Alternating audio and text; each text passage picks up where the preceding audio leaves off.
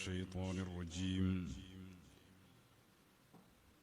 بسم الله الرحمن الرحيم الحمد لله رب العالمين اللهم صل على سيدنا محمد وعلى آل سيدنا محمد الصلاة والسلام عليك يا سيدي يا رسول الله الصلاة والسلام عليك يا سيدي يا حبيب الله الصلاة والسلام عليك يا سيدي يا خير خلق الله خذ بيدي قلت حيلتي أدركني يا رسول الله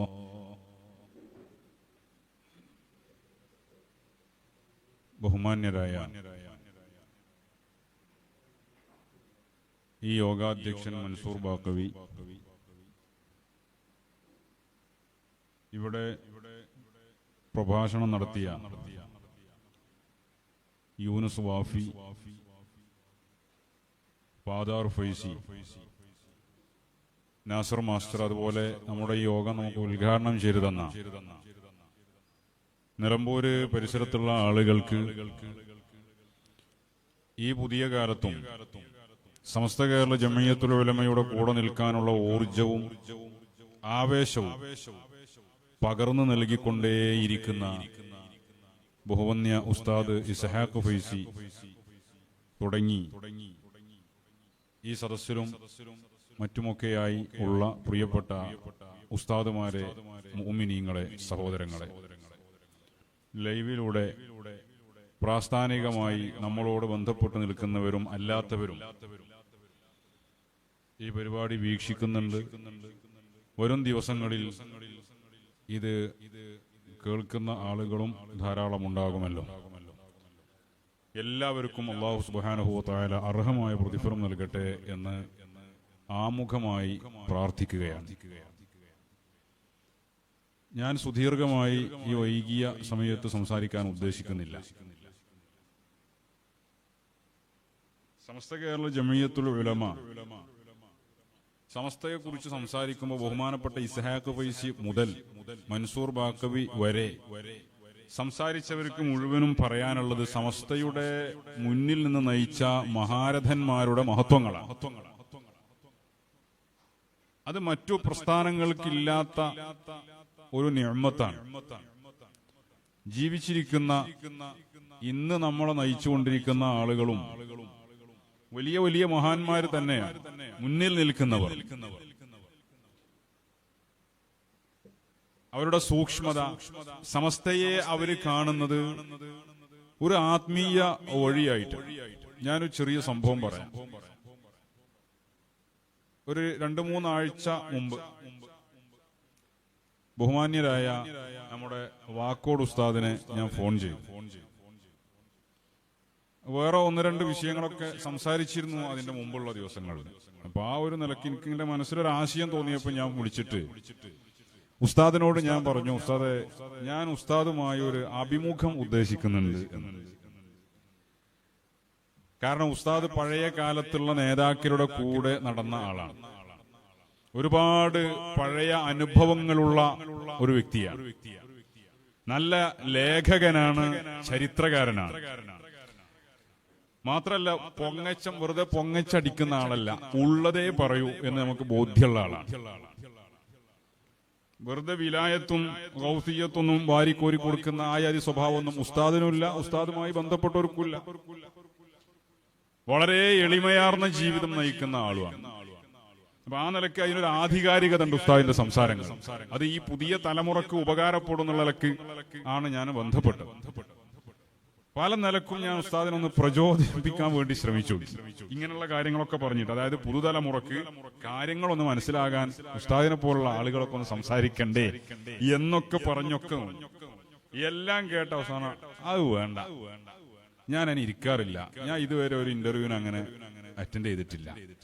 അതിന്റെ കാരണം എന്താന്ന് ചോദിച്ചാല്, ഞാനിപ്പോ എന്തെങ്കിലും സംസാരിക്കുമ്പോ എന്തെങ്കിലും ഒരു ഖലല് വന്നാൽ അത് ഈ സമസ്തക്ക് ഒരു ബുദ്ധിമുട്ടായി വരുന്ന പദപ്രയോഗങ്ങള് എന്റെ ഭാഗത്തുനിന്ന് വന്നാൽ അത് വലിയ അപകടമല്ലേ. അതുകൊണ്ട് ഞാൻ അതിന് ഇരിക്കാറില്ല. എഴുതുമ്പോൾ പിന്നെ നമുക്ക് കൃത്യമായ ബോധ്യത്തോടെ സാവധാനം ഇരുന്ന് എഴുതാൻ പറ്റും. ഇത് വാക്കുകളല്ലേ എന്ന് പറഞ്ഞു. പിന്നെ എന്റെ വായ അടഞ്ഞു. ഞാൻ മനുഷ്യനോട് പറയാം. ഇത് ആനുകാലിക സാഹചര്യങ്ങളിൽ വെറുതെ വായിട്ടലച്ച് വായാടികളായി സമസ്തയെയും നേതാക്കളെയും സയ്യിദുൽ ഉലമയടക്കമുള്ള ശംസുൽ ഉലമയെ പോലും ആക്ഷേപിക്കുന്ന ആധുനിക മുഫ്തിമാരും ആധുനിക മുദർരിസന്മാരും ആധുനിക ചിന്തകരും എഴുത്തുകാരും സമന്വയക്കാരും പഠിക്കേണ്ട ഗുണപാഠമാണ്. ഇന്നും സമസ്തയെ നയിച്ചുകൊണ്ടിരിക്കുന്ന നേതാക്കളിൽ നിന്ന് നമുക്ക് നേടിയെടുക്കാനുള്ള ഗുണപാഠമാണ്. അതിനു വേണ്ടിയിട്ടാണ് ഞാനിത് പറഞ്ഞു. ഇന്ന് നമ്മുടെ മുമ്പിൽ നയിക്കുന്നവരും ഈ പ്രസ്ഥാനത്തെ കാണുന്നത് ഒരു സംഘടനയായിട്ടല്ല. ഒരു സംഘടനയായിട്ട് ഈ പ്രസ്ഥാനത്തെ ആര് കണ്ടാലും അവന്റെ വീക്ഷണം തെറ്റാണ്. സമസ്ത ആദർശ പ്രസ്ഥാനമാണ്, ആത്മീയ പ്രസ്ഥാനവുമാണ്, രണ്ടുമാണ്. കാരണം കേരളത്തിൽ ഇവിടെ നേരത്തെയൊക്കെ പരാമർശിച്ചതുപോലെ സമസ്ത കേരള ജമിയത്തുൽ ഉലമയുടെ ഉത്ഭവത്തെക്കുറിച്ച്, ഇതിന്റെ തുടക്കത്തെക്കുറിച്ച് നമുക്കൊക്കെ അറിയാം. ആരാ തുടങ്ങിയത്? മഹാനായ വരക്കൽ ബാഅലവി മുല്ലക്കോയ തങ്ങളാണ്. ആരായിരുന്നു ബാഅലവി തങ്ങൾ? മഹാനവറുകൾ ഖുതുബുസ്സമാനാണ് എന്നാണ് ശൈഖുനാ ശംസുൽ ഉലമ ഖദ്ദസല്ലാഹു സിർറഹുൽ അസീസ് പറഞ്ഞു. ഒരാള് ഖുതുബാണോ വലിയാണോ കള്ളനാണോ എന്ന് വിധി എഴുതാൻ പ്രാപ്തിയുള്ള ആളായിരുന്നു വന്യരായ ശൈഖുനാ ശംസുൽ ഉലമ ഖദ്ദസല്ലാഹു സിർറഹുൽ അസീസ്. മഹാനവറുകൾ വരക്കൽ തങ്ങളുപ്പാപ്പാനെ കുറിച്ച് ഖുതുബുസ്സമാൻ എന്നാ പ്രയോഗിച്ചു. ആ കാലഘട്ടത്തിന്റെ ഖുതുബ്, നിരവധി ത്വരീഖത്തുകളുടെ ശൈഖ്, പാങ്ങിൽ അഹമ്മദ് കുട്ടി മുസ്ലിയാരെ പോലെ, വാളക്കുളം അബ്ദുൽ ബാരി തങ്ങളെ പോലുള്ള ആ കാലഘട്ടത്തിലെ വലിയ വലിയ മഹാന്മാരായ പണ്ഡിതന്മാരുടെ ശൈഖ്, അവരൊക്കെ മുറബ്ബിയായി ശൈഖായിട്ട് കണ്ടിരുന്ന ആളാണ് വരക്കൽ ബാഅലവി തങ്ങൾ. ആ തങ്ങളാണ് സമസ്തയെ നമുക്ക് നൽകിയത്. അപ്പൊ ആത്മീയമായ ഒഴിയാണ്, സാഹചര്യമാണ്. ഇപ്പൊ നബി സല്ലല്ലാഹു അലൈഹി വസല്ലം തങ്ങളുടെ കാലഘട്ടത്തിൽ ത്വരീഖത്തുണ്ടായിരുന്നില്ല എന്നല്ല, ഖാദിരിയ ത്വരീഖത്തുണ്ടായിരുന്നില്ല, റിഫായിയ ത്വരീഖത്തുണ്ടായിരുന്നില്ല എന്നൊക്കെ പറയാറുണ്ട്. എവിടുന്നാ ഈ ത്വരീഖത്ത് വന്നതെന്നാ? ത്വരീഖ് അന്നേണ്ട്. നബി സല്ലല്ലാഹു അലൈഹി വസല്ലം തങ്ങളുടെ ത്വരീഖ്, പിന്നീട് സ്വഹാബത്തിന്റെ ത്വരീഖുകൾ ഉണ്ട്. ഒരു പ്രത്യേക സാഹചര്യത്തിലാണ് ഗൗസുൽ ആലമിന്റെ ഖാദിരിയ ത്വരീഖത്ത് എന്ന വഴി ഇവിടെ ജനങ്ങളുടെ ഇടയിൽ പ്രത്യക്ഷമാകുന്നത്. അത് റസൂലുള്ളാഹിയിലേക്ക് ചേരുന്നത്. അതേ പോലത്തെ ഒരു സാഹചര്യത്തിലാണ് റിഫാഇ ത്വരീഖത്ത്, നഖ്ശബന്ദിയ ത്വരീഖത്ത്, അങ്ങനെയുള്ള ത്വരീഖത്തുകളൊക്കെ. മദ്ഹബുകളും അങ്ങനെയാണ്. നബി സിദ്ദീഖുൽ അക്ബർ ഏത് മദ്ഹബാന്ന് വെച്ചിട്ട് കാര്യമില്ല. മദ്ഹബുകൾ രൂപപ്പെടുന്നത് അതാത് കാലഘട്ടത്തിലുള്ള സാഹചര്യങ്ങൾക്കനുസരിച്ചാണ്. അതും ഓരോ നാടുകളിലാണ്. പിന്നെ അത് വ്യാപിക്കലാണ്. നമ്മളെ സംബന്ധിച്ചിടത്തോളം ഒരു മദ്ഹബാണ് എന്ന അവകാശവാദമില്ല, ത്വരീഖത്താണ് എന്ന അവകാശവാദമില്ല.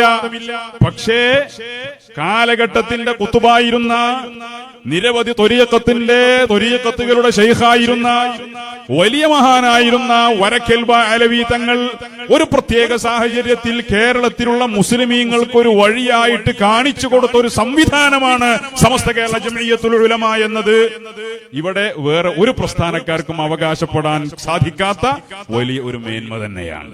ആ നിലക്ക് സമസ്ത കേരള ജമിയത്തുൽ ഉലമ ഒരു ആത്മീയ പ്രസ്ഥാനമാണ്, അതോടൊപ്പം ആദർശ പ്രസ്ഥാനമാണ്. എന്തുകൊണ്ട് ആദർശ പ്രസ്ഥാനമാകുന്നു? ആദർശം വലിയ പ്രധാനപ്പെട്ട കാര്യമാണ്. ആദർശമില്ലെങ്കിൽ ഒരു മനുഷ്യനെ കൊണ്ട് ഒരു കാര്യമില്ല. ഇപ്പൊ ഈ അടുത്ത കാലത്ത് നമ്മൾ കേൾക്കുന്ന ചില പ്രയോഗങ്ങളാണ്. ഞാനതൊക്കെ വിശദമായി സംസാരിക്കാൻ ഉദ്ദേശിക്കുന്നില്ല. നമ്മൾ മാത്രം ശരി എന്നത് ശരിയല്ല, നമ്മൾ മാത്രം ശരി എന്ന് പറയുന്നത് ശരിയല്ല, എല്ലാവരും ശരിയാണ്. അത് ഏത് ഒപ്പിട്ടോനായാലും എത്ര മുടി വളർത്തിയാലും കുഞ്ഞാപ്പാക്കാൻ ആളുകൾ കൂടണ്ടെങ്കിൽ എന്തും വിളിച്ചു പറയാൻ പാടുണ്ടോ? വിവരമില്ലായ്മയുടെ ഏറ്റവും വലിയ ഉദാഹരണമാണ് പറഞ്ഞത്. അല്ല, ആര് പറഞ്ഞു, എവിടെ പറഞ്ഞു എന്ന് അന്വേഷിച്ച് തലമുണ്ടാക്കേണ്ട. ആര് പറഞ്ഞാലും അത് വിഡിത്തമാണ്. എവൻ പറഞ്ഞാൽ എങ്ങനെ എല്ലാവരും ശരിയാവുക? എല്ലാവരും ശരി എന്ന് പറയുന്നത് ശരിയല്ല, പുതിയ കണ്ടുപിടുത്തം. നമ്മൾ മാത്രം ശരി എന്ന് പറയുന്നത് ശരിയല്ല, എല്ലാവരെയും ഉൾക്കൊള്ളണമെന്ന. എന്തുൾക്കൊള്ളൽ? രോഗം വന്നാൽ കയ്യിൽ കാശുണ്ടെങ്കിൽ 500 രൂപ കൊടുക്കാം, 1000 കൊടുക്കാൻ പറ്റുമെങ്കിൽ അത് കൊടുക്കാം. അത് മാനുഷിക ബന്ധമാണ്, അത് പ്രവാചക ശരീരമാണ്. നമ്മുടെ വീട്ടിൽ കല്യാണം വന്ന് പറഞ്ഞാൽ പോകും, സഹായിക്കും, അത് മാനുഷിക ബന്ധമാണ്. അവൻ അപകടത്തിൽപ്പെട്ടാൽ സഹായിക്കും, മാനുഷിക ബന്ധമാണ്. ആദർശപരമായി അങ്ങനെ എല്ലാവരും ശരിയാവുന്ന ഒരു സംവിധാനമുണ്ടോ? അങ്ങനെ ഒരു സംവിധാനമില്ലല്ലോ. അങ്ങനെ ഒരു സംവിധാനമുണ്ടെങ്കിൽ എന്തിനാണ് സിറാത്തുൽ മുസ്തഖീമിന് ഇത്രമാത്രം പ്രസക്തി? വിശുദ്ധ ഖുർആനിൽ ഒരു മനുഷ്യൻ 17 പ്രാവശ്യം നിർബന്ധമായും സുന്നത്തായി അല്ലാതെയും ഓതേണ്ട സൂറയാണ് സൂറത്തുൽ ഫാത്തിഹ. സൂറത്തുൽ ഫാത്തിഹയിൽ ഒരൊറ്റ പ്രാർത്ഥന മാത്രമേ അള്ളാഹു പഠിപ്പിച്ചിട്ടുള്ളൂ. ആ ഒരൊറ്റ പ്രാർത്ഥനയുടെ കാരണമായി സൂറത്തുൽ ഫാത്തിഹയ്ക്ക് സൂറത്തുൽ ദുആ എന്നൊരു പേരുമുണ്ട്. ഏതാ ദുആ? ഇഹ്ദിനസ് സിറാത്തുൽ മുസ്തഖീം. അതാ ദുആ. ബദർ നടക്കേണ്ടതാണ്, ഉഹദ് നടക്കേണ്ടതാണ്, ഖൈബർ നടക്കേണ്ടതാണ്. സങ്കീർണമായ സമരമുഖത്തേക്ക് സ്വഹാബികൾ നിൽക്കേണ്ടതാണ്. ഇതൊക്കെ അറിയാം, ഇതൊക്കെ മുന്നിലുണ്ട്. മാത്രമല്ല മക്കയിൽ വലിയ പീഡനങ്ങളാണ്, മുസ്ലിമാണെന്ന് പറയാൻ പോലും സാധ്യമല്ല. ദാറുൽ അർക്കമിൽ വളരെ രഹസ്യമായി സ്വകാര്യമായി മീറ്റിംഗ് വിളിച്ചു കൂട്ടുകയാണ്. പലർക്കും ഞാൻ ഇവരുടെ കൂടെയുള്ളവനാണ് എന്ന് പറയാൻ പോലും ധൈര്യമില്ലാത്ത കാലം. ഉമർ റളിയല്ലാഹു അൻഹു റസൂലുള്ളാഹി തങ്ങളെ വധിക്കാൻ വേണ്ടി പുറപ്പെട്ടു. വഴിയിൽ വെച്ച് ഒരാൾ ചോദിച്ചു, എവിടേക്കാ പോണെന്ന്. അപ്പൊ വിഷയം പറഞ്ഞു. അത് പറഞ്ഞു, എന്റെ പെങ്ങളെ അളിയനെ നന്നാക്കിയിട്ട് പോരെ. എന്താ കാരണം? അയാൾ മുസ്ലിമാ. ഉമർ റളിയല്ലാഹു അൻഹുവിനെ വഴിതിരിച്ചു വിട്ടതാണ്. പബ്ലിക്കാക്കാൻ ഒരു നിർവാഹമില്ല. മുസ്ലിമാണെന്ന് പറഞ്ഞാൽ പീഡനം. അങ്ങനെയൊക്കെ പ്രയാസങ്ങൾ അനുഭവിക്കുന്ന കാലഘട്ടമാണ്. ഇനി യുദ്ധങ്ങൾ വരാനുള്ളതുമാണ്. എന്നിട്ടും അല്ലാഹു പഠിപ്പിച്ച പ്രാർത്ഥന ഇഹ്ദിനസ് സിറാത്തുൽ മുസ്തഖീം. അല്ലാഹുവേ, ഞങ്ങൾക്കിനി നല്ല ആരോഗ്യം കൊണ്ടാന്ന് പറഞ്ഞൂടെ, ഞങ്ങൾക്ക് ആഫിയത്ത് കൊണ്ടാ, ദീർഘായുസ് കൊണ്ടാ, ഞങ്ങൾക്ക് ശക്തി കൊണ്ടാ, ആയുധങ്ങൾ കൊണ്ടാ, ശത്രുവിന്റെ മേലിലുള്ള വിജയം നൽകി. എന്തൊക്കെ പ്രാർത്ഥനകൾ! കുറെ പൈസ കൊണ്ടാ, അല്ലേ? കുറെ പൈസ കൊണ്ടാ പറഞ്ഞൂടെ. സാമ്പത്തികമായി പിന്നെ വലിയ മെജോറിറ്റി ഉള്ള ആളുകളെ എല്ലാവരും അംഗീകരിക്കും.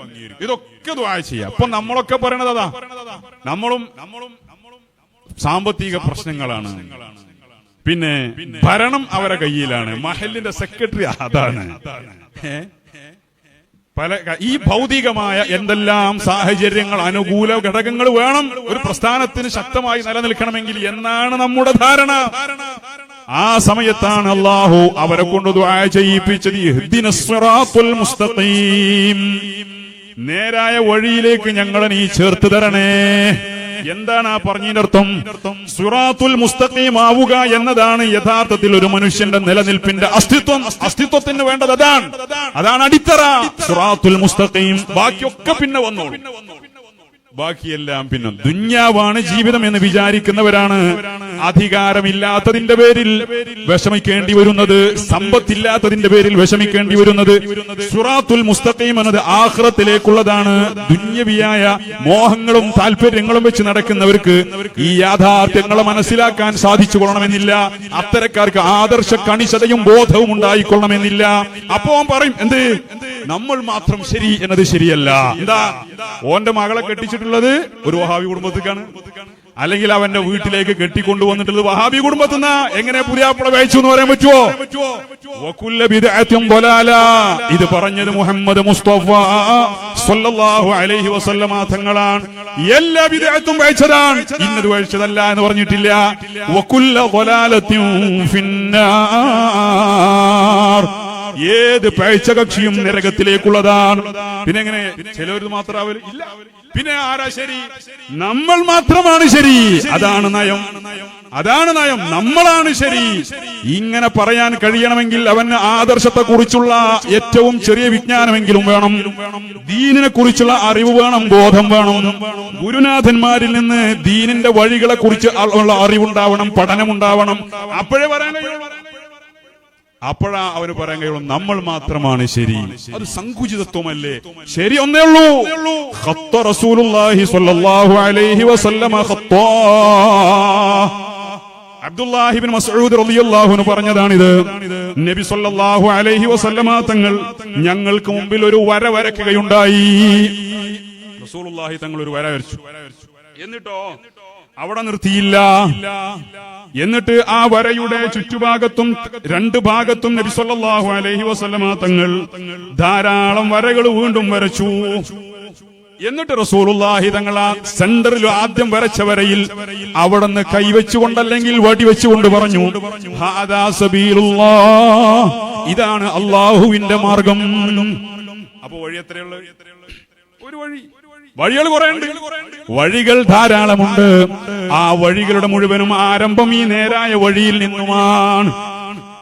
അതാണ് ഈ വരിയുടെ രണ്ടു ഭാഗത്തുമാണ് ഈ വഴികളൊക്കെയുള്ളത്. സിറാത്തുൽ മുസ്തഖീമിനോട് ചേർന്ന് നിന്നുകൊണ്ട് തന്നെയാണ് എല്ലാ ബിദ്അത്തുകളും രൂപപ്പെടുക. ഇവിടുന്നാ മുളക്കുക. അതാ, അത് വേറെ പോയി വരച്ചിക്കല്ല, വേറെ വരയല്ല, ഈ വരയിൽ നിന്ന് മുളച്ച വരകളാണ്. ബുദ്ധിയുള്ളവർക്ക് ഇതിൽ ദൃഷ്ടാന്തങ്ങളില്ലേ? അങ്ങനെ ചെറിയ ഒരു വര വന്നാൽ അവിടെ സമസ്ത ഇടപെടും. വഴി വെക്കുന്നുണ്ട് എന്ന് കണ്ടാൽ അപ്പൊ പറയും ഞങ്ങൾ ആഗോള ഇസ്ലാമിന്റെ ആളുകളാണ്. വഴികൾ മനോഹരമായി തോന്നും, പക്ഷേ വഴിയുടെ മനോഹാരിത കണ്ട് ആ വഴിയിൽ യാത്ര ചെയ്താൽ ലക്ഷ്യപ്രാപ്തി സാധ്യമല്ല. വിചാരിച്ചു കൊടുത്ത് എത്തണ്ടേ? വഴി ഇപ്പതാ ചെട്ടിക്കൂടുള്ള റോഡ് നല്ല റോഡാ. നെൽമ്പൂര് പോകണ്ടോൻ ആ വഴിക്ക് നല്ല റോഡ് എന്ന് പറഞ്ഞു പോയാൽ ഓൻ പൂക്കോട്ടും പാർത്തി എന്നെത്തും. സ്വർഗത്തിൽ കിണത്തണമെങ്കിൽ നിലമ്പൂരിക്കുള്ള വഴിക്ക് പോകണം. വഴി കുറച്ച് പഴയതായിരിക്കും. അപ്പൊ ചിലപ്പോ കുണ്ടും കുഴിയൊക്കെ ഉണ്ടാവാനും സാധ്യതയുണ്ട്. അപ്പൊ പുതിയ വഴികൾ കാണാൻ ഭംഗിയുണ്ട് എന്ന് കരുതിയിട്ട് കാര്യമില്ല. ഒരു വഴി മാത്രമേ ശരിയുള്ളൂ. ഹാദാ സബീലുള്ളാഹ്, ഇതാണ് അള്ളാഹുവിന്റെ വഴിയെന്ന് മുഹമ്മദ് മുസ്തഫ സല്ലല്ലാഹു അലൈഹി വസല്ലം.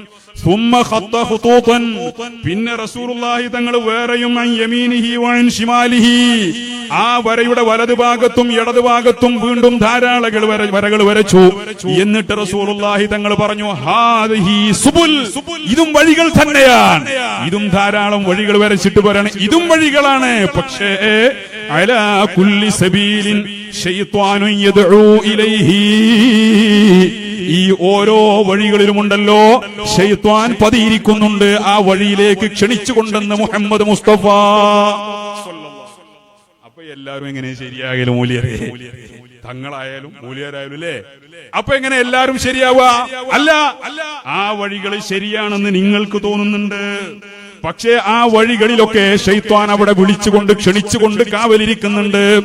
ആ വിളിക്ക് ഉത്തരം നൽകിയവന് ആ വഴിയും ശരിയാണെന്ന് തോന്നും. അല്ല, അള്ളാന്റെ റസൂലിന്റെ നിർദ്ദേശങ്ങൾ സ്വീകരിക്കുന്ന ഒരാൾക്ക് അങ്ങനെ പറയാനും സാധിക്കുകയില്ല. അപ്പൊ എല്ലാ വഴിയും ശരിയാണ് എന്ന് പറയുന്നത് ശരിയല്ല. എന്നിട്ട് റസൂലുള്ളാഹി തങ്ങൾ പറഞ്ഞു, വഅന്ന ഹാദാ സിറാത്തുയ മുസ്തഖീമാ, ഇതാണ് എന്റെ യഥാർത്ഥമായ മുസ്തഖീമായ വഴി. വലാ ഫത്തബിഊഹു, ആ വഴിയെ നിങ്ങൾ പിൻപറ്റുക. വലാ തത്തബിഉസ് സുബുൽ, മറ്റു വഴികളുണ്ടല്ലോ ആ വഴികളെ നിങ്ങൾ പിന്തുടരാൻ പാടില്ല. അങ്ങനെ നിങ്ങൾ പിന്തുടർന്നാൽ ഫതഫറഖ ബികും അൻ ദീനി, അല്ലെങ്കിൽ അൻ സബീലി, ഫതഫറഖ ബികും അൻ സബീലിഹി, യഥാർത്ഥ വഴിയെ തൊട്ട് അല്ലെങ്കിൽ അള്ളാഹുവിന്റെ മാർഗത്തെ തൊട്ട് അതോടുകൂടെ നിങ്ങൾ ഭിന്നിച്ചു പോകുന്നതാണ്. വിശുദ്ധ ഖുർആനിന്റെ ഈ അധ്യാപനം റസൂലുള്ളാഹി തങ്ങൾ ഈ വരകൾ വരച്ച ശേഷം ഓതി കൊടുക്കുകയും ചെയ്തു. എന്ന് പറഞ്ഞാൽ വഴി എവിടെ ശരിയാവും? അത് നമ്മളെ വഴിയാണ് പറയാൻ കഴിയണം. അവനാണ് ആദർശവാദി, അവനാണ് ആദർശബോധമുള്ളവൻ, ദീനിനെ കുറിച്ച് ബോധമുള്ളവൻ അവനാണ്. അല്ലാത്തോണ്ടാണ് ഈ പേക്കാൻ പോണത്, എല്ലായിടത്തും പോയി ഒപ്പിടാൻ പോണതിന്റെ ഒക്കെ കാരണം അതാണ്. എല്ലാരും ശരി എന്ന് പറയണം, നമ്മൾ മാത്രം ശരി എന്ന് പറയുന്നത് സങ്കുചിതത്വ, വിശാല കാഴ്ചപ്പാട്. എന്ത് വിശാല കാഴ്ചപ്പാട്? ഇത് ദീനല്ലേ? ലാ ഇലാഹ ഇല്ലല്ലാഹു മുഹമ്മദുർ റസൂലുള്ളാഹ് എന്ന് പറഞ്ഞവനൊക്കെ മുസ്ലിമാണ്. എന്നാൽ ആ ഇസ്ലാമിൽ ബിദ്അത്ത് മുളക്കാറില്ലേ? അത് മഹാന്മാരായ സ്വഹാബത്ത് കാണിച്ചു തന്നതല്ലേ? നബി സല്ലല്ലാഹു അലൈഹി വസല്ലമ തങ്ങൾ വഫാത്തായ ശേഷം ഖിലാഫത്ത് ഏറ്റെടുത്ത സിദ്ദീഖുൽ അക്ബർ റളിയല്ലാഹു അൻഹു ആദ്യം ചെയ്ത ദൗത്യങ്ങൾ എന്താണ്? പഠിക്കണം ചരിത്രം. വായാടിത്തരം പറഞ്ഞ് നടക്കാൻ പാടില്ല. അവനവന്റെ പള്ളപ്രശ്നവും ജോലി പ്രശ്നവും സാമ്പത്തിക വരവ് നിൽക്കുന്നതും ഭയപ്പെട്ടുകൊണ്ട് ചെരുപ്പിന് അനുസരിച്ച് കാല് മുറിക്കുന്ന രീതി ഒരു സുന്നത്ത് ജമാഅത്തിന് സമസ്തക്കാരന് സാധ്യമല്ല. അതുകൊണ്ട് നമുക്ക് പറയാൻ കഴിയും. എല്ലാവർക്കും ഇത് പറയാൻ കഴിഞ്ഞോണമെന്നില്ല. എല്ലാവർക്കും ഇത് പറയാൻ കഴിഞ്ഞോണമെന്നില്ല. മഹാനായ സിദ്ദീഖുൽ അക്ബർ റളിയല്ലാഹു അൻഹു ചെയ്ത പണി എന്താ? സ്വഹാബത്തിന്റെ ഇടയിൽ പോലും അഭിപ്രായങ്ങൾ ഉണ്ടായില്ലേ? സിദ്ദീഖ് റളിയല്ലാഹു അൻഹു സ്വഹാബത്തിൽ ബഹുമാനപ്പെട്ട ഖാലിദ് ബിൻ വലീദ് റളിയല്ലാഹു അൻഹുവിനെയും അലാ റളിയല്ലാഹു അൻഹുവിനെയും അബ്ദുല്ലാഹി ബിൻ മസ്ഊദ് റളിയല്ലാഹു അൻഹുവിനെയും അംർ ബിൻ ആസ് റളിയല്ലാഹു അൻഹുവിനെയും ഇക്രിമ റളിയല്ലാഹു അൻഹു അടക്കമുള്ള മഹാന്മാരായ ധീരവീര ശൂരപരാക്രമികളായ യോദ്ധാക്കളെ സൈന്യാധിപന്മാരാക്കിക്കൊണ്ട് ഇസ്ലാമിന്റെ സൈന്യത്തെ വിഭജിക്കുകയുണ്ടായി. 3-4 വിഭാഗങ്ങളായിട്ടാണ് വിഭജിച്ചു. എന്തിന്? RSSരോട് യുദ്ധം ചെയ്യാനല്ല, ആ നാട്ടിലെ മജൂസികളോട് യുദ്ധം ചെയ്യാനല്ല, റോമനോടും പേർഷ്യയോടും യുദ്ധം ചെയ്യാനല്ല, പിന്നെ ഇസ്ലാമിന്റെ ഉള്ളിൽ നിന്നുകൊണ്ട് പാരപണിതവർക്കെതിരെ രിദ്ദ യുദ്ധങ്ങൾ നടന്നില്ലേ? എന്താണ് അവർ ചെയ്ത തെറ്റ്? സ്വഹാബത്ത് പറഞ്ഞില്ലേ, അവര് നിസ്കരിക്കുന്നില്ലേ, അവര് നോമ്പനുഷ്ഠിക്കുന്നില്ലേ, അവര് സക്കാത്ത് കൊടുക്കുന്നതിൽ മാത്രമല്ലേ അവർക്ക് പ്രശ്നമുള്ളൂ. അതെന്നെ സക്കാത്ത് മുഴുവൻ കൊടുക്കൂല എന്നുള്ളതല്ലേ അവർക്ക് പ്രശ്നമുള്ളൂ. അല്ലാതെ മറ്റൊരു കുഴപ്പം അവർക്കില്ലല്ലോ. അവർ മുസ്ലിങ്ങൾ തന്നെയല്ലേ? അഭിപ്രായം പറഞ്ഞു. ആരാ അഭിപ്രായം പറഞ്ഞത്? സ്വഹാബികൾ. എന്താ സിദ്ദീഖുൽ അക്ബർ റളിയല്ലാഹു അൻഹു മറുപടി? സിദ്ദീഖ് റളിയല്ലാഹു അൻഹു വളരെ ലോലഹൃദയനായ വ്യക്തിയാണ്. പക്ഷേ ആ സിദ്ദീഖ് തങ്ങൾ പറഞ്ഞ മറുപടി നമ്മളൊക്കെ മദ്രസ പഠിച്ചിട്ടില്ലേ? ഒരു ഒട്ടകത്തിന്റെ കയർ അവര് കൊടുക്കാറുണ്ടായിരുന്നെങ്കിൽ അതും എനിക്ക് തടഞ്ഞു വെച്ചാൽ അതിനു വേണ്ടി ഞാൻ യുദ്ധം ചെയ്യുമെന്ന് സിദ്ദീഖുൽ അക്ബർ റളിയല്ലാഹു അൻഹു റസൂലുള്ളാഹി തങ്ങളുടെ നൂറ് കണ്ട ആളാണ്. സിദ്ദീഖ് തങ്ങളോളം റസൂലുള്ളാഹിന്റെ നൂറ് കണ്ട ആളുണ്ടോ? ഇല്ല. ആ സിദ്ദീഖ് തങ്ങളാ ബിദ്അത്തിന്റെ അംശം വെച്ച് ഓർപ്പിക്കാൻ കഴിയില്ല. ഒട്ടകത്തിന്റെ ഇവിടെ സംഘടിത സക്കാത്ത് എന്നല്ലേ ഒരു പ്രശ്നമുള്ളൂ. സക്കാത്ത് ഒരു കൊടുക്കണില്ലേ? സംഘടിത സക്കാത്തിന് എന്താ പ്രശ്നം? എന്നിട്ട് അതിന് കുറെ ന്യായീകരണങ്ങൾ, അതിന് പ്രമോഷൻ കൊടുക്കാൻ പോവുക. ആര് ചെയ്താലും അതെങ്ങനെ വിദേഹത്ത് തന്നെയല്ലേ? അങ്ങനെ സംഘടിത സക്കാത്തുകാരുടെ മുൻഗാമികളാണ് ഞങ്ങൾ ഒട്ടകത്തിന് കൊടുക്കൂല, അല്ലെങ്കിൽ ഖലീഫക്ക് കൊടുക്കൂല, അല്ലെങ്കിൽ ഇന്ന വസ്തുക്കൾ സക്കാത്ത് കൊടുക്കൂല തുടങ്ങിയ ന്യായവാദങ്ങളുമായി വന്നത്. അവർക്കെതിരെയാണ് സിദ്ദീഖ് റളിയല്ലാഹു അൻഹു യുദ്ധം ചെയ്തത്. എന്തുകൊണ്ട്? ഉള്ളിലുള്ള പ്രശ്നം തീർക്കണം, ഉള്ളിലുള്ള പ്രശ്നം തീർക്കണം. തീർത്തു. ബഹുമാനപ്പെട്ട സിദ്ദീഖ് റളിയല്ലാഹു അൻഹു ത്വായിഫ്, മക്ക, മദീന തുടങ്ങിയ പ്രദേശങ്ങൾ ഒഴികെ ഇസ്ലാമിൽ റിദ്ദത്ത് സംഭവിച്ച മറ്റു ജസീറത്തുൽ അറബിന്റെ നിഖില മേഖലകളിലേക്കും സൈന്യത്തെ പറഞ്ഞയച്ച് മുഴുവൻ സ്ഥലങ്ങളും ഫതഹാക്കിയ ശേഷം പിന്നെയാണ് സിദ്ദീഖ് റളിയല്ലാഹു അൻഹു സൈന്യത്തെ അയച്ചത്. എവിടേക്ക്? റോമിലേക്ക്, പേർഷ്യയിലേക്ക്. എന്നിട്ട് ഇവിടെ ബടായി പറയാം, ഇവിടെ ഫാഷിസത്തിന്റെ വാള് മേലെ തൂങ്ങി നിൽക്കുന്നുണ്ട്. അതുകൊണ്ട് സുന്നി ആദർശ സമ്മേളനം നടത്തുന്നത് ബുദ്ധിമുട്ടാണ്. ഉള്ളിലുള്ള ലെറ്റർ പേരിൽ എഴുതി കൊടുക്കുക. മുഷാവറക്ക് SKSF നടത്തുന്ന ആദർശ സമ്മേളനങ്ങൾ നിർത്തി കൊടുക്കണം. വിഡ്ഢികൾ, ചരിത്രം അറിയില്ല അവർക്ക്, യാഥാർത്ഥ്യങ്ങൾ അറിയില്ല അവർക്ക്. ഉള്ളിലുള്ള പ്രശ്നം തീർക്കണം. ഈമാൻ വർദ്ധിച്ചാൽ ബാക്കി എല്ലാ പ്രശ്നം തീരും. അത് സ്വയം തീരേണ്ടതാ. ബാക്കിയൊക്കെ ഇവിടെ കാൽക്കൽ വരും. ഇതേ ഇന്ത്യയിലല്ലേ? അങ്ങനെ പറയണ്ട. ലോകത്തിന്റെ പല ഭാഗങ്ങളിലും ഇസ്ലാം ഇസ്സത്തിലായത് ആരുടെ കാലഘട്ടങ്ങളിലാ? ഈമാനുള്ള ജനവിഭാഗമാണ് ഇവിടെ വരേണ്ടത്. ബഹുമാനപ്പെട്ട മഹ്ദി ഇമാം തങ്ങൾ വന്നാൽ ഇവിടെ ചെയ്യാൻ പോണത് എന്താ? ഈമാനാണ് നിറയ്ക്കാൻ. ഈമാൻ നിറക്കുമ്പോൾ ലോകം മുഴുവനും മഹ്ദി ഇമാമിന്റെ കാൽ കീഴിലേക്ക് വരികയാണ്. അഖീദ ശരിയാക്കണം. വതഅല്ലമൻ ഇൽമൻ യുസഹിഹു ത്വാഅ وعقيدة ومزكي القلب اسقلا. സൈനുദ്ദീൻ മഖ്ദൂം തങ്ങൾ പറഞ്ഞതാണിത് അദ്കിയയിൽ. വതഅല്ലമൻ, ഇൽമു പഠിക്കുക. ഏത് ഇൽമ്? ഫർള് ഐനായ ഇൽമുകളെ കുറിച്ചാണ് പറയുന്നത്. വതഅല്ലമൻ ഇൽമൻ യുസഹിഹു ത്വാഅ, നിന്റെ ഇബാദത്തുകളെ സ്വഹീഹാക്കുന്ന ശരിയാക്കുന്ന ഇൽമ് നീ പഠിച്ചുകൊള്ളുക. ഫർള് ഐനാൻ, നിർബന്ധാണ്. ഓരോരുത്തർക്കും വ്യക്തിപരമായി നിർബന്ധമാണ്. وتعلمن علما يصحح طاعة وعقيدة. عقيدة പഠിക്കുക, ആദർശം പഠിക്കുക. അമല് ചെയ്തത് കൊണ്ട് കാര്യമില്ല. ഒരു മുബത്തദിഇന്റെയും നിസ്കാരം അല്ലാഹുക്ക് വേണ്ട. ഒരു മുബ്തദിഇന്റെയും സക്കാത്ത് അല്ലാഹുക്ക് വേണ്ട. ഒരു മുബ്തദിഇന്റെയും ഒരു അമാലുകളും മഖ്ബൂലല്ല. ആര് പറഞ്ഞു? മഹാന്മാര് പറഞ്ഞു.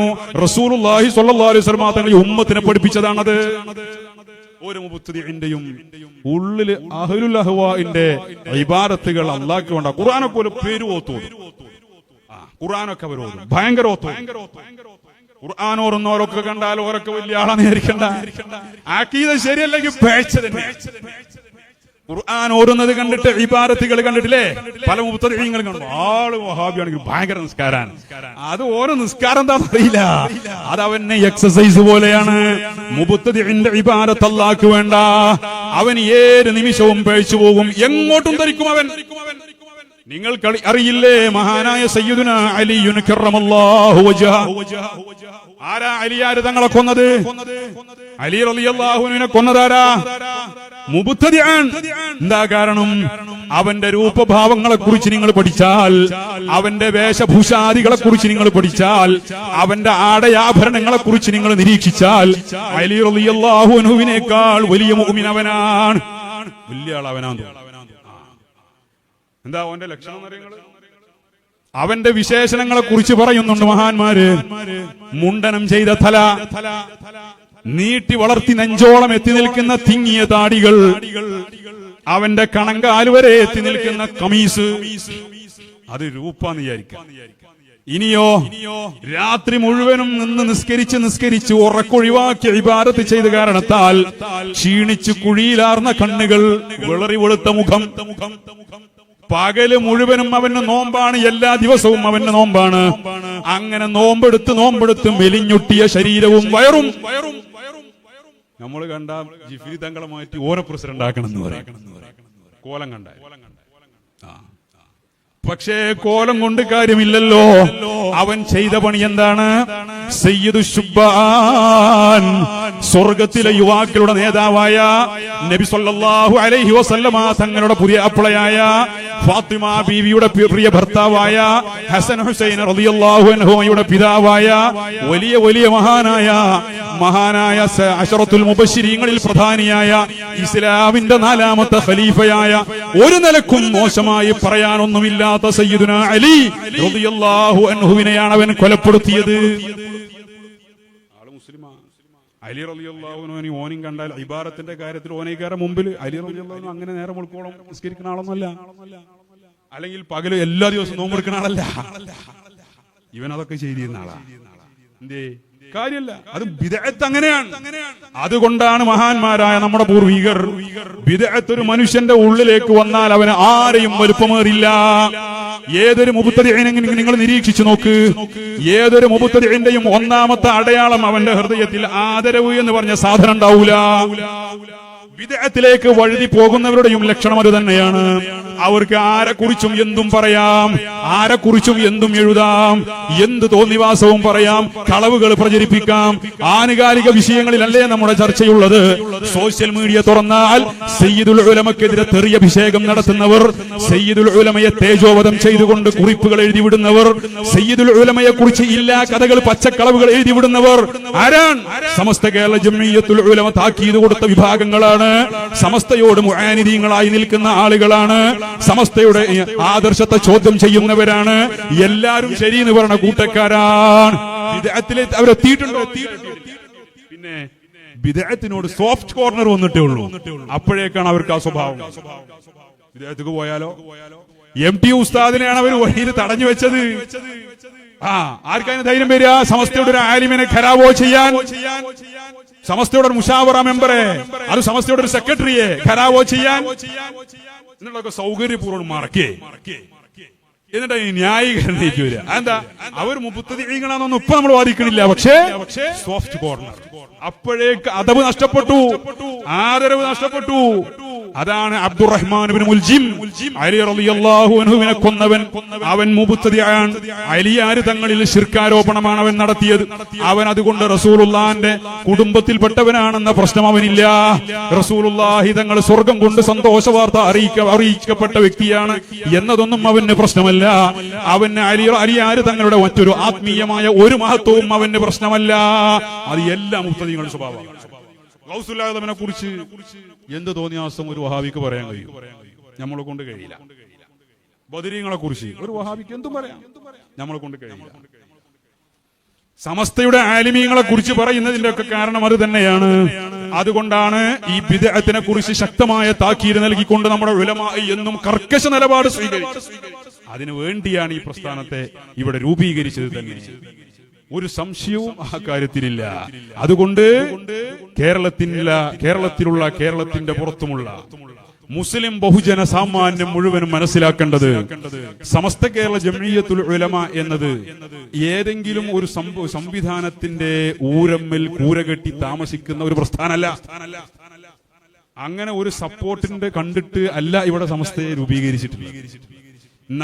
ഇപ്പൊ ഞാൻ ഇവിടെ നിന്ന് പറയാണ്, ഈ ഓഡിറ്റോറിയം ഇവിടെ തറക്കല്ലിട്ടതും ഇതിവിടെ പണിത്തുയർത്തിയതൊക്കെ SKSF കീഴിൽ ഇന്ന് സമസ്തന്റെ 100ാം വാർഷിക പ്രചരണമായിട്ട് നമ്മളിവിടെ ഒരു പരിപാടി നടത്തും. അപ്പൊ നമ്മളേക്കൊന്നൊരു വാടക കിട്ടും, അയിമന്നോനോടെ കറണ്ട് ബില്ല് അടക്കാന്ന് കരുതിയിട്ടാണ്.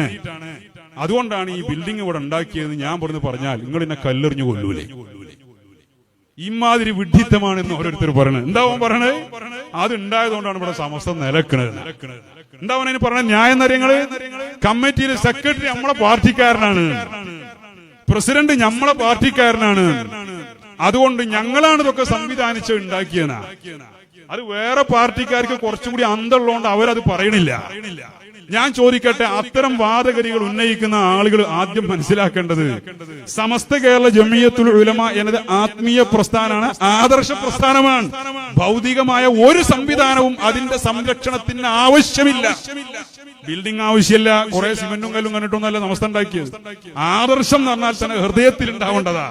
ബാക്കിയൊക്കെ അതിന്റെ അവയവങ്ങളെ പോലെയാണ്, അല്ലെങ്കിൽ ആ ഒരു സംവിധാനത്തിന്റെ പവർ കൊണ്ട് ഉണ്ടായി തീർന്നതാണ്. എന്താ കേരളത്തിന്റെ പുറത്തൊന്നും ഇതുപോലെ മദ്രസകളില്ലാത്തത്? ഇതുപോലൊരു ആത്മീയമായ ചൈതന്യമുള്ള ഒരു കമ്മ്യൂണിറ്റിയെ പുറം രാജ്യങ്ങളിൽ വളർത്തിയെടുക്കാൻ ഒരു വരക്കൽ ബാലവി തങ്ങളുണ്ടായില്ല, ഒരു ശംസുൽ ഉലമ ഉണ്ടായില്ല, ഒരു പാങ്ങക്കാരനുണ്ടായില്ല. അതിന്റെ കേടാ. അതുകൊണ്ട് അവിടെ മദ്രസകളുടെ എണ്ണം കുറഞ്ഞു. എവിടെ? ഇസ്ലാമിക രാജ്യങ്ങളിൽ. ഇത് ഇസ്ലാമിക രാജ്യം പോലുമല്ല. എന്താ ഇന്ത്യയിൽ വേറെ സ്ഥലങ്ങളിലുണ്ടല്ലോ, എന്താ അവിടെ ഒന്നും ഇല്ലാത്ത? ആദ്യം ഇതിനേക്കാൾ വലിയ സംവിധാനങ്ങളും ബിരുദാനന്തര ബിരുദം കൊടുക്കുന്ന കോളേജുകളും ഒക്കെ ഉണ്ടാക്കിയ സ്റ്റേറ്റുകളില്ലേ? എന്താ അവിടെ ഒന്നും ഈ സംവിധാനം ഇല്ലാത്തത്? ഇതുപോലെ ആദർശബോധമുള്ള ഒരു കമ്മ്യൂണിറ്റിയെ പടുത്തുയർത്താൻ പ്രാപ്തരായ ആത്മീയ ജ്യോതിസുകൾ ആ സ്ഥലങ്ങളിൽ നിന്നും ഉണ്ടായില്ല. ഇതൊക്കെ യാഥാർത്ഥ്യങ്ങളാ. അപ്പൊ ഇതൊരു ആത്മീയ പ്രസ്ഥാനമാണ്. ഇതിന് ഭൗതികമായ ഒരു കൂരയുടെയും ആവശ്യമില്ല. ഞാൻ ചോദിക്കട്ടെ, ചില ആളുകളുടെ എഴുത്തും പറച്ചിലൊക്കെ കേട്ടാലേ ഇതൊക്കെ ഉത്തരവാദിത്തപ്പെട്ട ആളുകൾ പ്രസംഗിക്കാണ്. ഈ കണ്ട കാലം വരെ സമസ്തയുടെ ഘോര ധീര പ്രഭാഷകൻ എന്നൊക്കെ പറഞ്ഞു കൊണ്ടു നടന്നിരുന്ന ആളുകൾ രാഷ്ട്രീയ ഭിക്ഷാന്തേഹികളായി, അടിമകളായി മാറിയത് ഈ കാലഘട്ടത്തിൽ അവരുടെയൊക്കെ സമസ്തയുള്ള ആത്മാർത്ഥതയും അർപ്പണബോധവും എത്രമാത്രം ഉണ്ടായിരുന്നു എന്ന് ഈ ഉമ്മത്തിന് ബോധ്യപ്പെടുത്തി കൊടുക്കുകയാണ് അല്ലാഹു അതിലൂടെ ചെയ്തത്. അങ്ങനത്തെ ആളുകൾ പ്രസംഗിക്കുക, അവരുണ്ടെങ്കിൽ ഇവിടെ നിലനിൽപ്പുള്ളൂ. അവരാണ് ഇതൊക്കെ കൊണ്ടുനടക്കുന്നത്. ഏതോ ഒരു പാർട്ടിന്റെ പേര് പറഞ്ഞിട്ട്. നമ്മുടെ നാട്ടിലെ മഹല്ല് കമ്മിറ്റിയിൽ കോൺഗ്രസ്സുകാരില്ലേ, മുസ്ലിം ലീഗുകാരില്ലേ, CPM-കാരില്ലേ? ഒരു പാർട്ടി ഇല്ലാത്തവല്ലേ? ദളിതനില്ലേ, ദളിത് ലീഗുകാരനില്ലേ? അല്ല സോറി, എന്താ ജനതാദൾ അല്ലേ, ജനതാദളുകാരനില്ലേ? പിന്നെ അതുപോലെ പല പാർട്ടിക്കാരായ ആളുകളുണ്ട്. ചിലയിടത്തൊക്കെ NDF-കാരുണ്ട്, മഹല്ല് കമ്മിറ്റിയിൽ പലരും ഉണ്ടാവും. സെക്രട്ടറിക്കാരൻ പ്രസിഡന്റ്, മാർക്സിസ്റ്റുകാരനേക്കാരൻ ചിലപ്പോൾ പ്രസിഡന്റ്, മുസ്ലിം ലീഗുകാരനേക്കാരൻ ചിലപ്പോൾ സെക്രട്ടറി, കോൺഗ്രസ്സുകാരനേക്കാരൻ ഖജാൻജി, ഒരു പാർട്ടി ഇല്ലാത്തവനേക്കാരൻ ചിലപ്പോ പള്ളിയിലെ മൂലയായിരിക്കും. ഇപ്പൊ നമ്മളെ പോലത്തെ ആണെങ്കിൽ ഇപ്പോഴത്തെ അവസ്ഥയിൽ ഒരു പാർട്ടി ഇല്ലാത്തവനാ. ഓൻ എല്ലാ പാർട്ടിയും കണക്കാ. കാരണം RSS പോലും സമസ്തന്റെ നേതാക്കളെ പറയാത്ത തെറിയൊക്കെയാണ് വലിയ വലിയ മഹാന്മാരായ ആളുകളുള്ള പാർട്ടിക്കാർ നടത്തുന്നത്. അങ്ങനത്തെ കാലത്ത് നമുക്ക് ഏത് പാർട്ടി കണക്കാ? കാരണം നമുക്ക് സമസ്തയാണ് നമ്മുടെ വികാരം, ദീനാണ് നമ്മുടെ ലക്ഷ്യം. അതുകൊണ്ട് തന്നെ അപ്പൊ അങ്ങനത്തെ ആൾക്കാരെ വികാരം പള്ളിയിലുണ്ടാവും. മെമ്പർമാരായിട്ട് ഈ പറഞ്ഞ കോലത്തിൽ പല പാർട്ടിക്കാരും. അപ്പൊ പറയാണ് നമ്മൾ സെക്രട്ടറി മുസ്ലിം ലീഗുകാരനാണ്, അതുകൊണ്ട് മുസ്ലിം ലീഗുകാരാണ് ഇതൊക്കെ കൊണ്ടെടുക്കുന്നത്. അതുകൊണ്ട് മുസ്ലിം ലീഗുകാരനല്ലാത്ത മൗലിയാർ ഇവിടെ ഉണ്ടെങ്കിൽ ഞങ്ങളോട് പുറത്താക്കും. ഇതെന്താ സെക്രട്ടറി പ്രസിഡന്റ് ആയിക്കണ CPM-കാരെന്താ പറയാത്തത്? ഓന് പറഞ്ഞൂടെ? CPM-കാരനായ ഞാനാണ് ഈ പിന്നെ മഹല്ലിന്റെ പ്രസിഡന്റ്. അതുകൊണ്ട് ഞങ്ങളെ പാർട്ടിയാണ് ഇതൊക്കെ കൊണ്ടുനടക്കുന്നത്. CPM-മാര് മഹല്ല് അതുകൊണ്ട് ഇവിടുത്തെ മൂല്യാരെങ്ങാനും അരിവാൾ ചുറ്റിയൊക്കെ വോട്ട് ചെയ്തിട്ടില്ലെങ്കിൽ പുറത്താക്കും ഞങ്ങൾ, ചെലവ് മുടക്കും ഞങ്ങൾ എന്ന് പറഞ്ഞാൽ അവന് പറഞ്ഞൂടെ? കോൺഗ്രസ്സുകാരന് പറഞ്ഞൂടെ? ഇതെന്താ അവരൊന്നും പറയാത്ത? കുറച്ച് അന്തമുണ്ട്. ഇത് ആ അന്തോ നഷ്ടപ്പെട്ടാൽ അമ്മാതിരി വർത്തമാനങ്ങളെ കൊണ്ടൊന്നും ഇവിടെ പിടിച്ചു നിൽക്കാൻ കഴിയില്ല.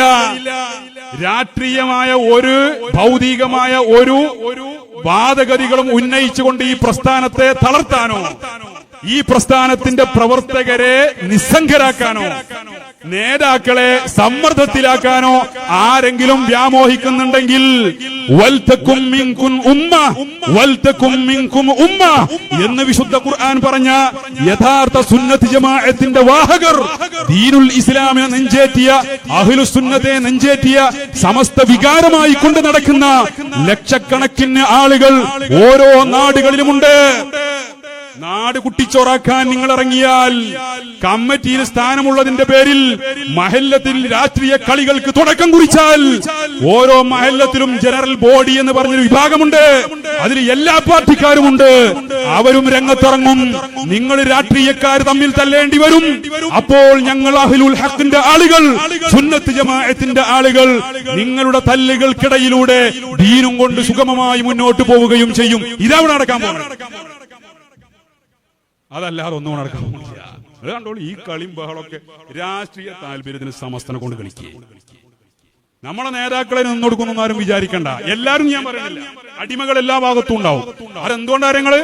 ഭൗതിക താല്പര്യങ്ങൾ. ഞാൻ ചോദിക്കട്ടെ, എന്റെ മകന് ഒരു ജോലി വേണം. എന്റെ മകന് MA ഒക്കെ എടുത്തിട്ടുണ്ട്. ഓന് സ്കൂൾ അധ്യാപകനായിട്ട് ജോലി വേണം. അതിനുള്ള കോഴ്സൊക്കെ പാസ്സായിട്ടുണ്ട്. എന്റെ കയ്യിലാണെങ്കിൽ ഒരു 10,000 ഉറുപ്പിയുണ്ട്. പിന്നെ ദിവസം കിട്ടുന്ന കൂലിയുണ്ട്. എന്ത് ചെയ്യും? ഇപ്പം മണൽ വാരാൻ പോണ്ടി വരൂലേ? അല്ലെങ്കിൽ ഓൻ എവിടെങ്കിലും ട്യൂഷൻ എടുത്ത് ഒപ്പിക്കേണ്ടി വരും. അങ്ങനെ നിൽക്കുമ്പോഴാണ് നമ്മളെ നാട്ടിൽ ഒരു പാർട്ടിക്കാരൻ എന്റെ അടുത്ത് വരിക. എന്നിട്ടോ അല്ലെങ്കിൽ ഒരു നേതാവ്, പാർട്ടിന്റെ ഒരു നേതാവ്, ഇന്ന സ്കൂളിൽ നമുക്ക് ഫ്രീ ആയിട്ടാണ് കയറ്റി കൊടുക്കുക, നമ്മളെ പ്രശ്നമല്ല. എന്റെ റെക്കമെൻഡിന് ഞാനോട് കയറ്റി കൊടുത്തു.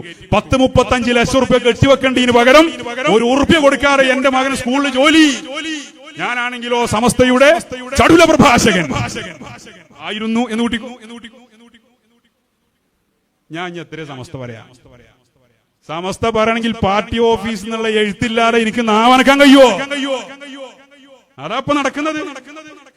ഞങ്ങൾ തുറന്നു പറയാൻ ഒരുങ്ങ ഇവിടെ പലരും മുഖം മൂടിയിട്ട് നടക്കേണ്ടി വരും. ഈ പ്രോഗ്രാം ഞങ്ങൾ ഇങ്ങനെയല്ല ഉദ്ദേശിച്ചത്. 21-ാം തീയതി പരസ്യമായി, ഓഡിറ്റോറിയത്തിലൊന്നല്ല, ഓപ്പണായി പരസ്യമായി ആശയ സംവാദത്തിന് അവസരം കൊടുത്തുകൊണ്ട് സമസ്തയും ആനുകാലിക വിഷയങ്ങളുമായി ബന്ധപ്പെട്ട് എന്ത് സംശയമുണ്ടെങ്കിലും പരസ്യമായി ചോദിക്കാനും പരസ്യമായി ആൻസർ പറയുകയും ചെയ്തുകൊണ്ട് ലൈവ് വിട്ടുകൊണ്ട് ശക്തമായൊരു പരിപാടിയാണ് നമ്മൾ ഉദ്ദേശിച്ചിരുന്നത്. അതിനുവേണ്ടിയാണ് നമ്മൾ ആദ്യം സ്വാഗത സംഘം ഉണ്ടാക്കിയവിടെ. പിന്നെയാണ് മസ്ലഹത്ത് എന്ന് പറഞ്ഞ ഉമ്മാക്കി ഇങ്ങനെ വരുന്നത്. മസ്ലഹത്ത് എന്തായി? 15 ദിവസം അവിടെ പോയി, 2 ആഴ്ച സമയം വേണമെന്നാ പറഞ്ഞത്. പരിഹാരമായോ? ആര് പറഞ്ഞു എന്നുള്ളതല്ല പ്രശ്നം, പറഞ്ഞത് എന്ത് എന്നുള്ളതാ പ്രശ്നം. ഞാൻ പറഞ്ഞാലും തെറ്റു പറഞ്ഞാൽ തെറ്റ് തന്നെയാണ്. ഞാൻ പറയാണ് 2 ആഴ്ച എനിക്ക് സമയം തരും, ഞാൻ ഇത് പിന്നെ ഈ മേൽത്തട്ട് താഴെത്തട്ട് മേലെയാക്കി തരാന്ന് പറഞ്ഞാൽ 16-ാമത്തെ ദിവസം നിങ്ങൾ ചോദിക്കാലോ, അല്ല ഉസ്താദേ അല്ല മൂല്യരെ ഇയല്ലേ പറഞ്ഞിരുന്ന ആ മേൽത്തട്ട് താഴെത്തട്ട് മേലെയാക്കാ 15 ദിവസം സമയം മതിയെന്ന്. ഇപ്പൊ എന്ത് തീരുമാനം, എന്ത് നടപ്പിലാക്കാത്തെന്ന് ചോദിച്ചു. ഹേ, നീ എന്റെ വിരോധിയാണ്. അതാ മറുപടി. പരിഹാരം ഉണ്ടാക്കണ്ടേ? 15 ദിവസം എന്നാണ്. 15 ദിവസം പരിഹാരം പറ്റൂലെങ്കിൽ ഉണ്ടായിരിക്കണം. ആരായാലും ആര് എന്നുള്ളതല്ല പ്രശ്നം, പറഞ്ഞത് എന്ത് എന്നുള്ളതാണ് പ്രശ്നം. അപ്പൊ അങ്ങനെ ഒരു 15 ദിവസത്തെ അവധിയൊക്കെ കിട്ടിയതാണ്. പിന്നെ മസ്ലഹത്തിന്റെ ചർച്ചകൾ നടക്കുകയാണ്. മസ്ലഹത്തിന്റെ ചർച്ച അതിലും വലിയ രസാണ്. മസ്ലഹത്തിന്റെ 2 വിഭാഗമാക്കി ഇരുത്തിയേക്കാണ്. ആരപ്പി വിഭാഗമാക്കിയതൊക്കെ അവരെന്നെ. ഷജറകൾ എന്ന് പറഞ്ഞ വിഭാഗത്തിന് ഉണ്ടാക്കിയേക്കല്ലേ. ഇപ്പൊ നമ്മളൊക്കെ ഷജറകളാന്നാ പറയണത്. എന്താ, ഞാനും ഷജറായിട്ടൊരു ബന്ധമില്ല. ഏതോ കാലത്ത് ഷജറ വന്ന് വീടൊരു ബന്ധം മാത്രമേ ഷജറായിട്ടുള്ളൂ. അങ്ങനത്തെ ഞാൻ ഷജറ. എന്താ ഷജറ? ഓ സമസ്തക്കാരനാണ് എന്നുള്ളതാണ്. സമസ്തയുടെ നേതാക്കൾ എന്തു പറയുന്നോ അതിന്റെ കൂടെ അടിയുറച്ച് അതിനു വേണ്ടി ശക്തമായി നിലയുറപ്പിക്കുന്നത് കാരണം ഞാൻ ഷജറയാണെങ്കിൽ 1000 വട്ടം ഞാൻ ഷജറയാണ്. ഞാനല്ല, എന്നെ പോലെ ലക്ഷക്കണക്കിന് ആളുകൾ. അതിലെന്താ പ്രശ്നം? വഹാബികൾ നമ്മളെ കുറെ കാലം ഖുറാഫി എന്ന് പറഞ്ഞു അല്ലേ? വഹാബികൾ കുറെ കാലം നമ്മളെ ഖുറാഫികൾ എന്നും പറഞ്ഞു. നമുക്ക് വല്ല കുഴപ്പമുണ്ടായോ? ഇല്ല, നമ്മളെ അത് മുടങ്ങിയിട്ടില്ല, നമ്മളെ ജമാഅത്ത് മുടങ്ങിയിട്ടില്ല. മൗലൂദിന് ആളെണ്ണം കൂടിയിട്ടേ ഉള്ളൂ അല്ലേ? ഇപ്പൊ കൂടുതലല്ലേ? മൻസൂർ വാക്കവിത മജ്ലിസുന്നൂർ ഓടി നടന്ന മജ്ലിസുന്നൂറ, എല്ലാ പേരിലും വല്ല കുഴപ്പമുണ്ടല്ലോ. ഓ ഖുറാഫി എന്ന് പറഞ്ഞു ഓ മരിച്ചപ്പോ മൃഗം ചത്ത് കിടക്കുന്നോടത്തുനിന്ന് എടുത്തുകൊണ്ടുപോയി കുഴിച്ചിടുന്നത് പോലെ ഒരു ഫാത്തിഹ പോലും ഓതാതെ ഈ ചാർത്ത് കിടക്കുന്ന മയ്യത്തിനെ കൊണ്ടുപോയിട്ട് മറവ് ചെയ്യുന്നത് ഈ കണ്ണോണ്ട് ഞാൻ കണ്ടിട്ടില്ലേ? എന്താ മരിച്ചോടത്ത് ഓതാൻ പാടില്ല എന്നാ പഠിപ്പിച്ചു കൊടുത്തതേ? ഓ ഖുറാഫിയാണ്. ഓ നമ്മളെ ഖുറാഫീനെ വിളിച്ചു. ഓ ഒന്നും അല്ലാതെ പോയി. നമ്മളിപ്പോഴതാ നമ്മളെ വാപ്പാര് കബറിൽ സുഖസുന്ദരമായി കിടക്കുകയാണ്. ഒരു ദിവസം നമ്മളെ ഫാത്തിഹ കിട്ടാത്ത ദിവസമുണ്ടോ? നമ്മളെ യാസീൻ കിട്ടാത്ത ദിവസമുണ്ടോ? നമ്മൾ സിയാറത്ത് ചെയ്യാത്ത ആഴ്ചകളുണ്ടോ? നമ്മൾ ലോകത്തിന്റെ ഏത് കോണിലാണെങ്കിലും ഉപ്പാന്റെ ഹദ്റത്തേക്ക് ഒരു ഫാത്തിഹ പോകാത്ത, യാസീൻ പോകാത്ത, ഖത്മുകൾ പോകാത്ത ദിവസങ്ങളുണ്ടോ? വാപ്പ കബറിൽ സമ്പന്നനാണ്. ഇവനോ ഓ ഖുറാഫി എന്നും പറഞ്ഞ് നടന്ന് കാലം കളഞ്ഞ് ഇപ്പൊ കബറിൽ പട്ടിണിയാ എന്നെ പോലെ ഇപ്പൊ ഷജറ എന്ന് പറഞ്ഞു. എന്താ കുഴപ്പം? ഒരു കുഴപ്പമില്ല. നിങ്ങൾ ഷജറ എന്ന് പറഞ്ഞാലും എന്ത് പേര് പറഞ്ഞാലും സമസ്തന്റെ കൂടെ നിൽക്കണം. അപ്പൊ ഈ മസ്ലഹത്ത് ചർച്ചന്റെ രസാ ഞാൻ പറയുന്നത്. എന്താ ചർച്ച? നമ്മളെ ആവശ്യം എന്താണ് നിങ്ങള്? നമ്മുടെ ആവശ്യം എന്ന് പറഞ്ഞാൽ നമ്മുടെ പ്രതിനിധികൾ എന്ന് അവർ പറഞ്ഞ പ്രഖ്യാപിച്ച ആളുകൾ. നമ്മുടെ ആവശ്യം എന്താ? സമസ്ത കേരള ജംഇയ്യത്തുൽ ഉലമയുടെ നയനിലപാടുകൾ, സമസ്ത തീരുമാനിച്ച തീരുമാനങ്ങൾ, സമസ്തയുടെ ആശയം, സമസ്ത പ്രഖ്യാപിക്കുന്ന നയങ്ങൾ, അതാണ് സമസ്തന്റെ ആദർശം. പൂർണ്ണമായും അതിന്റെ കൂടെ ശക്തി പകർന്നുകൊണ്ട് നിൽക്കുക. ഇതാണ് നമ്മളെ ആവശ്യം. ഒരു വിഭാഗത്തിന്റെ മസ്ലഹത്ത് ചർച്ചന്റെ രസാ ഞാൻ പറയുന്നത്. ഒരു വിഭാഗത്തിന്റെ ആവശ്യം. അപ്പൊ മറുവിഭാഗത്തിന്റെ ആവശ്യം കേട്ടോളൂ. എന്താ ആവശ്യം? 100ാം വാർഷികത്തിന്റെ സ്വാഗത സംഘത്തിൽ ഞങ്ങൾക്ക് വേണ്ടത്ര പ്രാതിനിധ്യമില്ല. അതുകൊണ്ട് അതിൽ ഞങ്ങളുടെ മെമ്പർമാർക്കും പ്രാതിനിധ്യം വേണം. എങ്ങനെയുണ്ട്? ഓന് കസേരയാണ് ആവശ്യം. പിന്നെ ഓന്റെ അടുത്ത ആവശ്യം, സുപ്രഭാതം പത്രത്തിൽ ഞങ്ങൾക്ക് വേണ്ടത്ര പ്രാതിനിധ്യമില്ല. അതുകൊണ്ട് സുപ്രഭാതത്തിൽ ഞങ്ങൾക്കും പ്രാതിനിധ്യം വേണമെന്ന ആരായി പറഞ്ഞാൽ സുപ്രഭാതത്തിനെതിരെ പരസ്യമായി പ്രഭാഷണം നടത്തിയവൻ SMFന്റെ ഒരു ജില്ലന്റെ നേതാവാവൻ. സുപ്രഭാതത്തിനെതിരെ പരസ്യമായി സമസ്തക്കൊരു മുഖപത്രം കണ്ണിൽ കാണാൻ വേണ്ടി കണ്ണിയത്തോറും ശംസുൽ ഉലമയും അടക്കമുള്ളവർ പ്രാർത്ഥന നടത്തിയിട്ടുണ്ട്. സത്യധാര തുടങ്ങിയത് പത്രമായിട്ടാ. എന്താ പത്രം ആകാഞ്ഞെന്നുള്ള കാര്യമൊന്നും ഞങ്ങളെ കൊണ്ട് വല്ലാതെ പറയിപ്പിക്കരുത്. ഒരു ഓപ്പൺ സംവാദത്തിന് ഞങ്ങൾ തയ്യാറാണ്. ഞാൻ പറഞ്ഞല്ലോ, നമ്മൾ ഈ പരിപാടി ഉദ്ദേശിച്ചതും അങ്ങനെയാണ്. ഒരു മഖ്ലൂക്കിനെ അല്ലാഹുവിന്റെ ദുനിയാവിൽ ആ കാര്യത്തിലൊന്നും ഒരു പേടിയില്ല. നടത്താൻ ഉദ്ദേശിച്ചതാണ്. പിന്നെ മസ്ലഹത്തിന്റെ ഈ കോമാളി ചർച്ചകൾ ഞാൻ പറഞ്ഞല്ലോ, ഇതുപോലത്തെ ആവശ്യങ്ങൾ. ഞാൻ മസ്ലഹത്തിനെ പരിഹസിക്കല്ല, മസ്ലഹത്ത് വിരോധിയല്ല. എന്തിനാണ് മസ്ലഹത്ത്? അത് ചോദ്യമല്ലേ?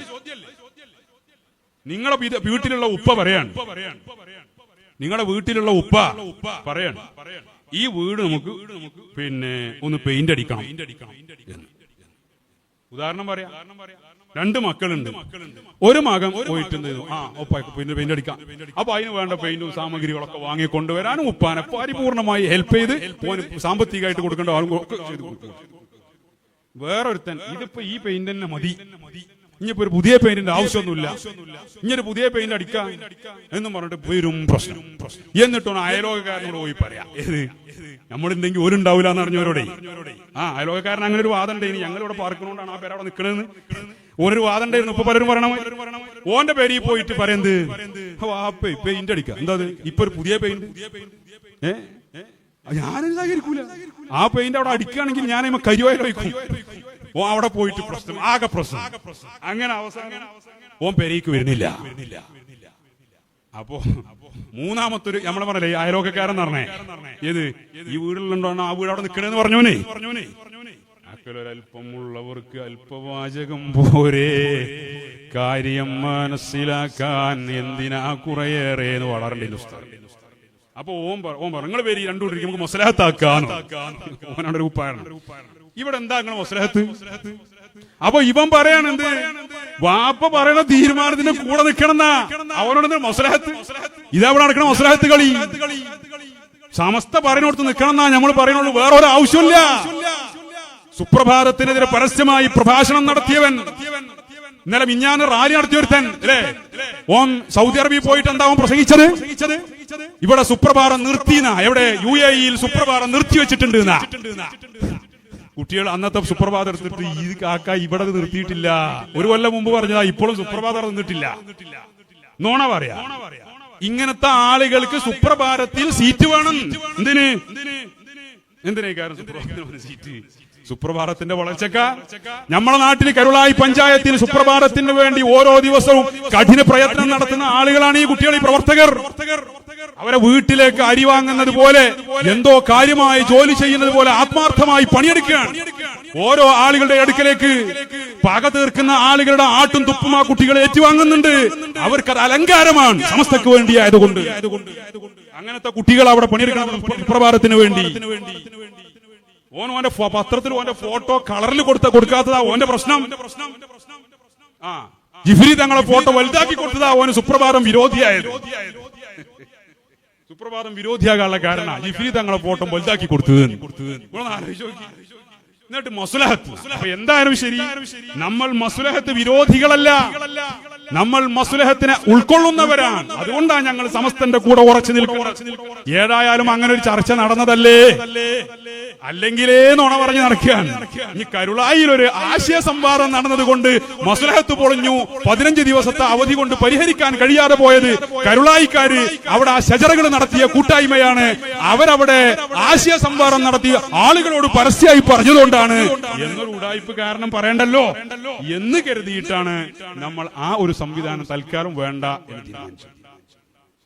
ഇങ്ങനെ തന്നെയാണ് പോക്കെങ്കിൽ എന്ന് പറഞ്ഞാൽ സമസ്തക്കെതിരെ രാഷ്ട്രീയ ഉമ്മാക്കികളും ഭൗതിക ഭീഷണികളും കാണിച്ചുകൊണ്ട് നേതാക്കളെ സമ്മർദ്ദത്തിലാക്കിയും നേതാക്കളിൽ ആരെയെങ്കിലും അധികാര സ്ഥാനങ്ങളുടെ പളവളപ്പ് കാണിച്ചു കൊടുത്തുകൊണ്ട് കൈക്കലാക്കിയിട്ടുണ്ടെങ്കിൽ, വരുതിയിലാക്കിയിട്ടുണ്ടെങ്കിൽ അവരെ കൂട്ടുപിടിച്ചുകൊണ്ടും സയ്യിദുൽ ഉലമയെയും ഈ പ്രസ്ഥാനത്തിന് ആദർശത്തിന് കരുത്തു പകരുന്ന ഈ ഉമ്മത്തിന്റെ കാവലാളുകളായ ഞങ്ങളുടെ നേതാക്കളെ സമ്മർദ്ദത്തിലാക്കി പ്രസ്ഥാനത്തെ ദുർബലപ്പെടുത്താനും ആസൂത്രിതമായ ശ്രമങ്ങളുമായി ആരെങ്കിലും ഇതുപോലെ ഇനിയും മുന്നോട്ട് പോകാൻ തന്നെയാണ് തീരുമാനമെങ്കിൽ ഞങ്ങൾ ആ മാളത്തിലൊളിക്കുകയൊന്നുമില്ല.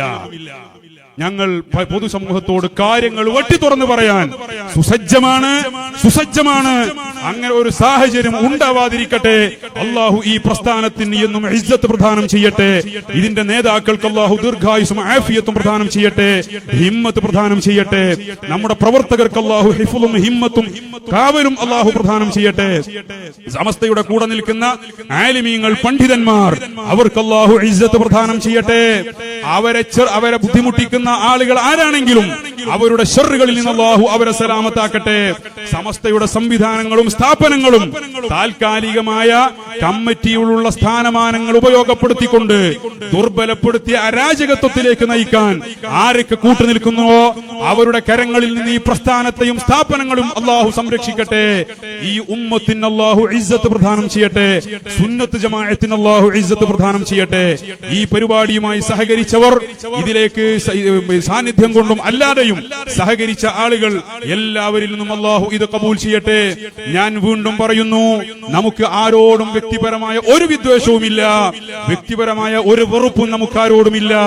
മുമ്പ് നമ്മുടെ നേതാക്കളായിരുന്ന ആളുകൾ ഇന്ന് സമസ്തയുടെ പ്രവർത്തകരുടെ ഹൃദയാന്തരാളങ്ങളിൽ നിന്ന് അനഭിമതരായി മാറിയിട്ടുണ്ടെങ്കിൽ അത് നിങ്ങളുടെ തന്നെ കയ്യിലിരിപ്പിന്റെ ഗുണമാണെന്നും അത് തിരുത്തിക്കൊണ്ട് ഈ പ്രസ്ഥാനത്തിന്റെ ആദർശ കൂട്ടായ്മയായ ഈ സാർത്ഥവാഹക സംഘത്തിലേക്ക് ചേർന്ന് നിന്നാൽ നിങ്ങളുടെ പഴയ യശസ് നിങ്ങൾക്ക് തിരിച്ചു പിടിക്കാമെന്നും നിങ്ങളോട് മുന്നറിയിപ്പ് നൽകുകയാണ്. അതിനുവേണ്ടി ഈ സാഹചര്യം ഞാൻ ഉപയോഗപ്പെടുത്തുകയാണ്. അതുപോലെ പണ്ഡിതന്മാരെ ഭീഷണിപ്പെടുത്തുകയും പണ്ഡിതന്മാരെ മഹല്ല് കമ്മിറ്റിയിലുള്ള സ്ഥാനങ്ങൾ ഉപയോഗപ്പെടുത്തിക്കൊണ്ട് രാഷ്ട്രീയ അടിമകളാക്കി മാറ്റാനുള്ള ശ്രമങ്ങളും നടത്തി മുന്നോട്ട് പോവുകയാണെങ്കിൽ നാട്ടിലുള്ള ജനറൽ ബോഡി എന്ന് പറയുന്ന പബ്ലിക് പൊതുസമൂഹമുണ്ട്. പൊതുസമൂഹം മഹല്ലിന്റെ കാര്യങ്ങൾ സൂക്ഷ്മമായി നിരീക്ഷിക്കണം. ഇവിടെ ഒരു ഉസ്താദിനെ നിയമിക്കുമ്പോൾ, ഒരു ഉസ്താദിനെ പുറത്താക്കുമ്പോൾ എന്താണ് ആ ഉസ്താദിന് സംഭവിച്ച അബദ്ധം, എന്തിന് അദ്ദേഹത്തെ പുറത്താക്കി, ആർക്കാണ് അദ്ദേഹത്തെ പുറത്താക്കേണ്ട ആവശ്യം തുടങ്ങിയ കാര്യങ്ങൾ അതാത് മഹല്ലത്തുകളിലുള്ള ഓരോ ആളുകളും സൂക്ഷ്മമായി അന്വേഷിക്കുകയും കാര്യങ്ങളിൽ ഇടപെടുകയും ചെയ്തിട്ടില്ല എങ്കിൽ ഈ സംവിധാനങ്ങളെ തകർക്കാൻ തക്കം പാർത്ത് നിൽക്കുന്ന തസ്കരന്മാർ ഈ പ്രസ്ഥാനത്തെ നശിപ്പിക്കാൻ ഓരോ നാടുകളിലും ശ്രമിക്കും എന്ന് മുന്നറിയിപ്പും താക്കീതും നൽകിക്കൊണ്ട് വആഖിറു ദുആഇ അനിൽ ഹംദുലില്ലാഹി റബ്ബിൽ ആലമീൻ എന്ന പ്രാർത്ഥനയോടെ പരിശുദ്ധ റബീഉൽ അവ്വൽ മാസമാണ് നമ്മുടെ ഈ പരിപാടി നബി സല്ലല്ലാഹു അലൈഹി വസല്ലമ തങ്ങളുടെ പേരിലുള്ള മദ്ഹോടുകൂടെ നമുക്ക് അവസാനിപ്പിക്കാം. എല്ലാവരും ഇരിക്കുന്നിടത്ത് നിന്ന് എഴുന്നേറ്റ് നമുക്ക് റസൂലുള്ളാഹി തങ്ങളുടെ പ്രവാചക പ്രകീർത്തനം ചൊല്ലിക്കൊണ്ട് നമുക്ക് ഈ പരിപാടി ഇവിടെ അവസാനിപ്പിക്കാം. ബിസ്മില്ലാഹിർ